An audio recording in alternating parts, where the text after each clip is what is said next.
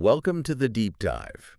This is where we basically take a whole bunch of source material, could be articles, notes, research you send us, and we really dig in to pull out the most crucial bits, the insights you need. Yeah, giving you that shortcut to getting up to speed, maybe with a few surprises along the way. Exactly. And today, we are tackling something that sounds, well, pretty bold, maybe even impossible. Saving $10,000 in just 6 months. That's a number that grabs your attention. It really does. And here's the kicker, the part that makes you go, wait, what? Apparently, this was done without working crazy extra hours, no lottery wins, and get this, without living on instant noodles. Right, which kind of defies the usual script for saving that kind of money quickly. Usually you assume extreme sacrifice or just sheer luck. Sounds like a fantasy, doesn't it? Mm. Well, what if it's actually not? It's definitely a compelling idea because, for so many of us, saving big feels like it has to involve one of those two things, deprivation or a windfall. Neither feels very sustainable or realistic day to day.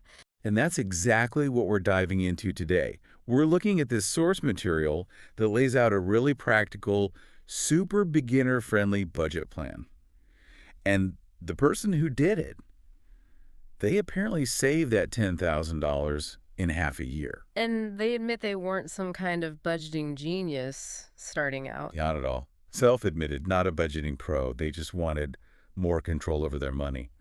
I think a lot of us can relate to that feeling. Definitely. That feeling of money just sort of slipping away. So our mission here is to break down how they did it, what were the strategies, what were the maybe surprising facts or insights from their whole experience. We want to get beyond just the what and into the how it changed things for them. Because hitting big goals like that often feels overwhelming, right? Yeah. Confusing, maybe boring, restrictive. Yeah, all of the above sometimes. But what seems really interesting about this source's approach is how accessible it sounds.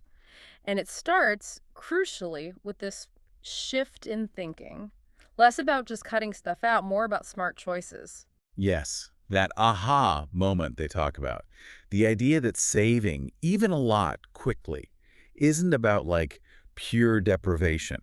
It's about simple steps, practical things, done systematically. Yeah. And it all starts with changing how you think about it.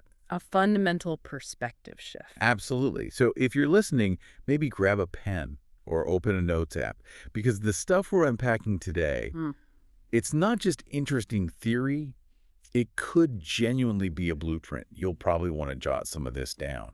It's interesting, the source doesn't jump straight into spreadsheets or anything. No, not at all. It starts with the psychology, the mental barrier, which, lines up perfectly with behavioral economics research. Our money decisions, they're driven way more by emotions, habits, our beliefs about money than by pure logic. That's so true. You can have the perfect budget on paper, but if your head's not in the right place. Exactly. Getting that emotional landscape right is like the real starting line. Okay, let's really dig into that. Part one of this whole plan is all about that foundation, shifting your mindset. The core idea they state is, wow, it's powerful. Saving money starts in your head before it shows up in your bank account. That really resonates, doesn't it? It does. It suggests our financial situation isn't just about how much we earn, but about our internal outlook. It's absolutely right. Think about building a house. You need a solid foundation first, right? Yeah. Your mindset is that foundation for your finances. Okay. If you're always thinking scarcity or you're just programmed for that immediate reward or you just feel constantly swamped by it all, even the best budget plan is probably going to struggle. It'll just crumble. Pretty much. Without that solid mental base, sticking to it is just really hard work. So how did the author make this practical? What was the turning point? It sounds like it came down to one really important question they asked themselves. A very direct one. Not vague at all. It was, what do I really want in the next 6 months? That question forced them to, compare things directly. The immediate stuff versus the longer-term stuff. Yeah. Like buying new clothes right now, getting takeout again, grabbing that latest gadget, versus building that safety net, that feeling of security, peace of mind. It put the choice right there in front of them. And how often do we really stop and consciously weigh those things up? Usually it's just WASD impulse, Yes, right? totally. That question makes the implicit trade-off totally explicit. And when you start seeing saving not as losing something now, but as gaining peace or freedom later, the whole calculation changes It stops feeling like a sacrifice. and starts feeling like an investment in yourself and your future. And this leads to another really cool idea in the source: reframing saving itself. They consciously avoided words like cutting expenses or deprivation. Because those words just feel negative, don't they? Restriction, lack. Right. Instantly puts you on the defensive. Instead, they framed it as buying myself freedom. Just pause on that. Buying freedom. It changes everything. It really does. If you're deciding about a purchase, and instead of feeling like you're giving up the item, you feel like you're actively gaining freedom, Yeah. that hits differently, emotionally. Makes saying no feel less like a loss and more like a win, an investment in your own liberation. Empowering, even. Absolutely. That's classic cognitive reframing, a really powerful psychological technique. Our brains hate loss, label saving as deprivation, and your emotional brain fights it. Makes sense. But reframe it as buying freedom, buying security, buying peace of mind. Suddenly you're associating it with really positive, desirable outcomes. It makes sticking to the plan not just easier, but more sustainable. It's not just what you do with money, it's how you think about what you're doing. So, okay, listener, here's the first actionable thing before we even get to the numbers. Really try to internalize this. Define one clear, tangible goal for your savings. What is it for? Give it a purpose. Exactly. The source mentions things like an emergency fund classic, important, or saving for a specific trip, maybe paying off some nagging debt. The key, they said, is to give your money a mission. It's not just sitting there then, it's actively working on something you care about. It has a job to do. And connecting this to the bigger picture, giving money a mission, taps right into our need for purpose. We're driven by purpose. When money has a job, it's not just numbers, it's a tool for reaching a future you want. Right. It cuts down on decision fatigue, too. If you know why you're saving, it's easier to say no to something that doesn't align with that mission. You know, those SMART goals, specific, measurable, achievable, relevant, time-bound, they work because they're concrete, not vague hopes. The emotional connection makes the sacrifice feel, well, not like a sacrifice at all, more like a smart move. Purpose-driven finance, it elevates the whole thing. Okay, so that mindset shift is huge. It's the foundation. Once that's settling in, then we get to the practical blueprint. Part 2, the 50-30-20 rule, but with a twist. Ah, yes, the famous 50-30-20. A well-known framework, right? But the author's success apparently came from tweaking it. A game-changing twist, as they put it. It's a popular rule because it's simple. 50% of your after-tax income for needs, 30% for wants, 20% for savings. Easy to grasp, doesn't require tracking every single penny obsessively. Provides guardrails. Exactly. Without being overly complex for most people starting out. So let's quickly recap the standard breakdown. That first 50% is for needs, your absolute essentials. Rent or mortgage, utilities, basic groceries, transportation to work, insurance, the non-negotiables. Gotta cover those first. Right. The author did that, allocated that 50% to make sure the basics were covered. No arguments there. And covering needs first is crucial for stability, for peace of mind. It reduces that background anxiety. Takes a weight off. Definitely. Frees up mental energy to focus on the savings goals instead of worrying about keeping the lights on. It builds a psychological buffer. Okay, now for the twist. The bit that apparently made the big difference. Usually 30% goes to wants. Discretionary spending, entertainment, eating out, hobbies, subscriptions, new clothes you don't strictly need. The fun stuff. The flexible stuff. Yeah. But the author, they didn't stick to 30%. They made a really disciplined choice to, well, basically slash it, cut it almost in half, down to just 15%. 15% for all wants. That's aggressive. It is. It meant seriously cutting back on those spontaneous treats, those little luxuries. And that is the absolute core of their rapid saving strategy. Most advice says trim wants, sure, but often more gradually, cutting from 30% down to 15%.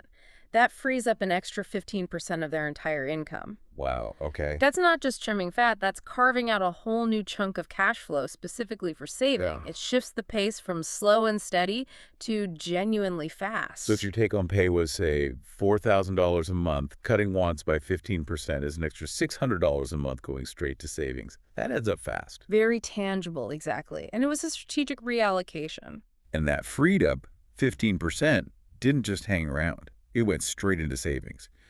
Plus, the standard 20% savings portion also went straight into savings, right when the paycheck landed. Correct. So added up, 20% plus the extra 15%, they were saving a massive 35% of their income. 35%, that's significant. And it all hinged on that one big move, cutting the wants budget in half. It shows how hitting one flexible area hard can have a huge impact. The power of focus. Instead of trying to shave tiny bits off everything, they identified the biggest lever of discretionary spending and pulled it hard. It's strategic. And it wasn't just deciding to save 35%, it was how they made sure it happened. Strategy number 1, automatic transfers. Ah, the magic of automation. Yes, the author said the second the paycheck hit the bank, boom, that 35% was automatically moved to a separate savings account. An account they didn't really look at or use day to day. Out of sight, out of mind. That was their mantra. No delays, no thinking about it, just gone into savings. And that is just textbook behavioral finance. It's probably the single most effective tool for saving consistently. Why? Because it eliminates decision fatigue. It bypasses willpower. Right. We humans have this present bias. We value immediate pleasure way more than future benefits. Automating the transfer removes the money from your mental available funds before you can even be tempted. It's not there to spend.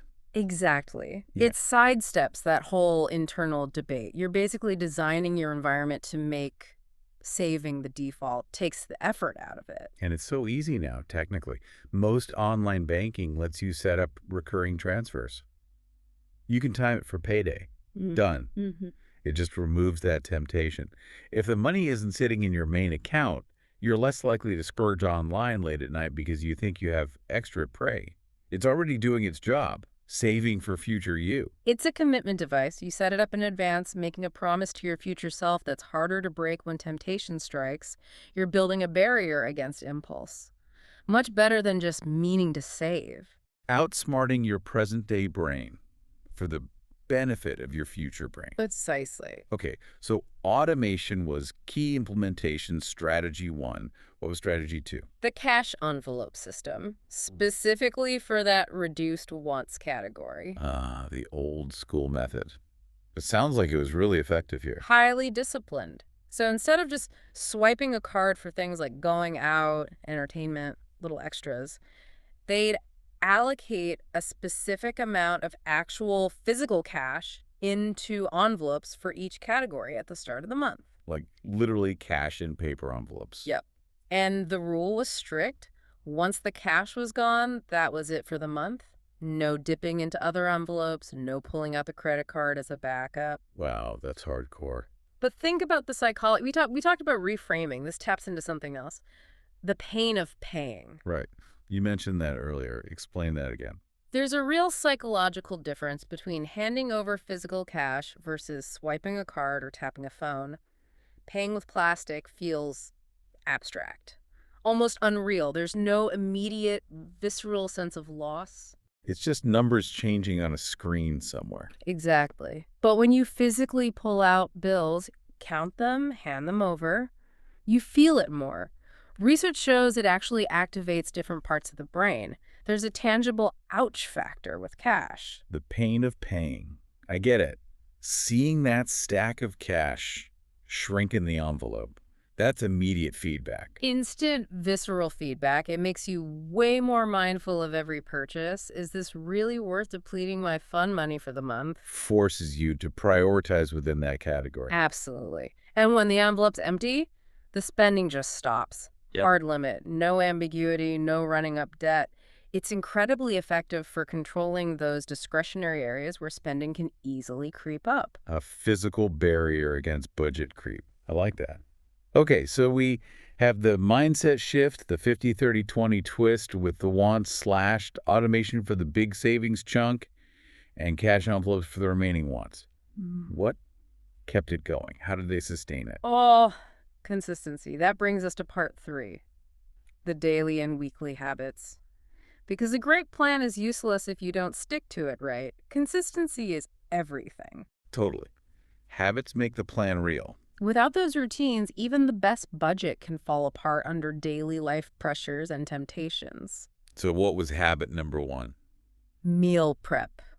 Rigorous meal prep. Okay, makes sense. We hear about this a lot. They talked about cooking in big batches, usually at the start of the week, and the impact was huge. They said it saved hundreds by cooking in batches instead of ordering food constantly. Hundreds a month just from food. That's significant. It really is. But it's not just about the money, is it? No, true. It's healthier, usually. You know exactly what's going into your food. Control over ingredients, portions, and it's a massive time saver during the week. No figuring out dinner when you're tired. It's just there, ready to heat up. Less decision fatigue at the end of the day, too. Absolutely. Meal prep is like a keystone habit. It triggers benefits across the board. Financially, it hits one of the biggest want drains eating out, impulse takeaways, health-wise, it's better. Time-wise, it saves you hours, reduces stress. It just pays off in so many ways. Okay, meal prep. Solid habit. What was habit number 2? No spend weekends. Ooh, intriguing. What did that involve? At least twice a month, they committed to a full 48 hours the whole weekend with absolutely zero spending. Wow. None at all. That sounds challenging. It could be, especially when we're so used to spending being part of weekend fun. Yeah. But they framed it as a creative challenge. Find free things to do. Like what? Exploring local parks, hiking, doing workouts at home or outside, having a movie night marathon, using streaming services they already paid for. Basically, finding enjoyment without opening the wallet. Okay, I see. It's about finding free fun. And psychologically, this is really important. It acts as a reset. Budgeting tightly can be tiring. Taking a deliberate break from spending, even for just a weekend, gives you a mental breather. Prevents burnout.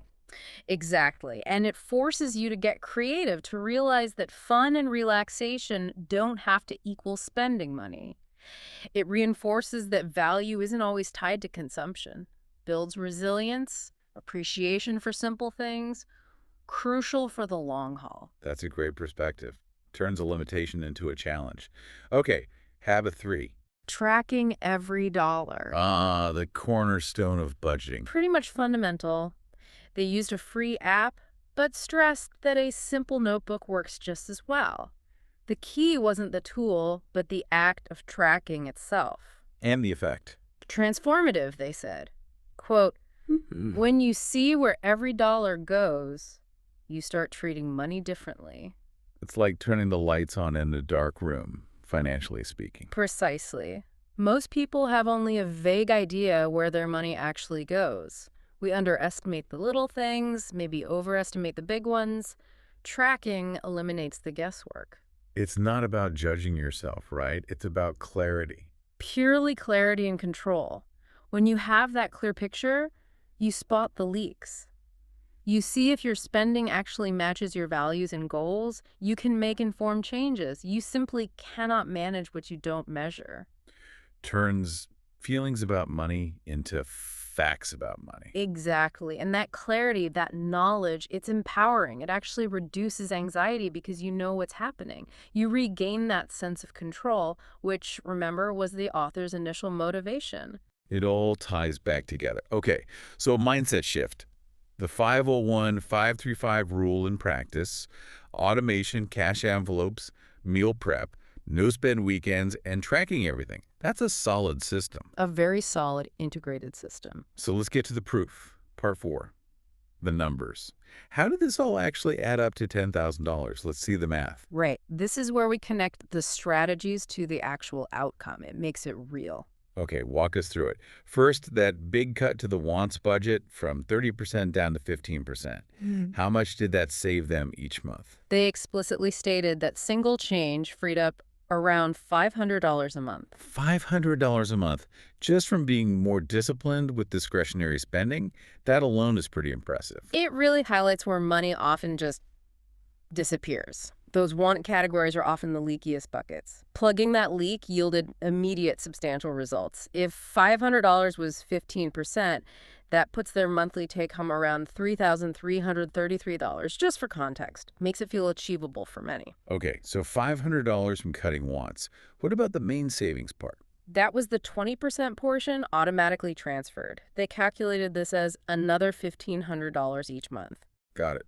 So $500 from the wants reduction plus $1,500 from the standard savings allocation. That totals approximately $2,000 going into savings every single month. $2,000 a month. Wow. That's where the power of the plan really shows.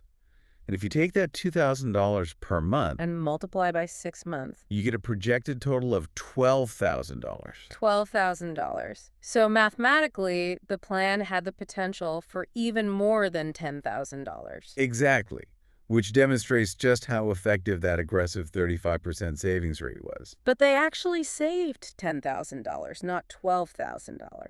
And this is really important, isn't it? The realism part. Absolutely crucial. They were very upfront about this. They said, life isn't perfect, and I did spend a little extra here and there. Which is human. Totally human. And acknowledging that is vital. It provides grace. It shows it wasn't about robotic perfection. Things come up, you slip occasionally. The goal isn't perfection, it's progress. Precisely. Expecting flawless execution is unrealistic and sets you up for disappointment. Knowing that occasional slips are okay, and the key is just to get back on track, builds resilience. It stops one mistake from derailing the whole effort. So even with a couple of bumps, they still hit a massive goal, $10,000 in 6 months. The author mentioned the feeling, like it was money I never thought I could have so quickly. That feeling of accomplishment, of seeing the tangible result, is incredibly powerful. It turns the abstract goal into reality. It builds confidence, makes you feel empowered. Boosts your motivation to keep going, probably. Definitely. It changes your whole perception of what's possible financially, and that impacts your sense of agency in life overall. That's the real inspiration, isn't it? Good. Proof it can be done. Okay, let's distill this down. Part 5. The enduring wisdom. Key lessons learned. Lesson 1. Small changes stack up fast. Explain that. It's about how those seemingly minor adjustments, especially to the wants, they don't feel like much day to day, but they accumulate into really substantial savings over time. It's like compound interest, but for your habits. So skipping a $5 coffee every day, that's $150 a month, nearly $1,000 in 6 months. It adds up. Exactly. Each small choice, packing lunch, borrowing a book instead of buying, finding free entertainment, seems tiny alone, but consistently repeated. The cumulative effect is huge. It's the power of marginal gains. Doesn't require massive upheaval, just consistent, small, smart choices. And again, it links back to hitting those wants hard. That's where many small leaks drain your resources. Plugging those leaks fills the bucket faster than you'd think. Okay, lesson 2. Automate everything. We touched on this, but they really emphasized it. Absolutely critical. Setting up those automatic transfers for savings, the principle. If you don't see the money, you don't spend it. Sounds simple, but it works. Why is it so effective again? Because it bypasses willpower and our natural present bias. The money is moved before you're tempted. It engineers your environment for success. Makes saving the default the path of least resistance. Put success on autopilot. Essentially, yes. Yeah. You make the good decision once, setting up the transfer, and the system takes over. Way more reliable than relying on daily discipline alone. I've seen it trip people up so many times when they don't automate. Best intentions, but the money just vanishes. Mhm. Automation makes saving non-negotiable. Creates a powerful default setting for saving. Passive, but incredibly effective. And the third big lesson. Give yourself grace. The realism again. Yes, acknowledging that slip-ups happen, weeks where you overspend a bit or miss tracking. The key isn't perfection, it's resilience. Don't quit just because you stumbled. Exactly, the author stressed, just reset and keep going. Don't let one mistake feel like total failure because that leads to giving up. Self-compassion is crucial. Acknowledge it, learn from it, get back on track. Progress isn't linear. Never is. Expecting perfection is a recipe for failure. Building the ability to recover from setbacks is what leads to long-term success. It stops one bad day from undoing weeks of good work. Such an important message. Financial journeys are marathons, not sprints, with occasional bumps. Okay, so wrapping this all up, the message for you listening right now. You can do this too. Absolutely. This wasn't done by a finance wizard. It started with someone just wanting more control. These strategies are accessible. Expertise isn't required. Willingness to learn and implement is. It demystifies the whole process. So if this has sparked something in you, take one step. Today. Don't try to do everything at once. Start small. Build momentum. Maybe it's just writing down that goal, giving your money its mission. Maybe it's setting up one small automatic transfer. Maybe it's identifying just one recurring want expense you can cut. Those small steps reduce the barrier to entry. They give you quick wins, build confidence, create that positive feedback loop. And just imagine, 6 months from now, think about thanking yourself. Think about the peace of mind, the freedom, maybe hitting that tangible goal you set just by starting today. Connecting with that future self makes the actions today feel so much more meaningful. So as we finish this deep dive, we'll leave you with one final thought to chew on, a guiding principle from all this. Your money should work for you, not the other way around. Say that again, that's powerful. Your money should work for you, not the other way around. What does that really mean in this context? It means shifting from feeling like a servant to your money always chasing it, stressed by it, to being the master of your money, using it as a tool, a resource you deploy strategically to build the life you want. Turning it from a source of stress into a source of freedom and possibility. Exactly. It's about empowerment, putting you in control, letting you direct your finances with purpose towards your goals, transforming money into a catalyst for your liberation. A fundamental shift puts you in the driver's seat. Wow, what a concept to end on. It changes the whole relationship. Thank you for diving deep with us today. Until next time, keep exploring, keep learning. And keep making your money work for you.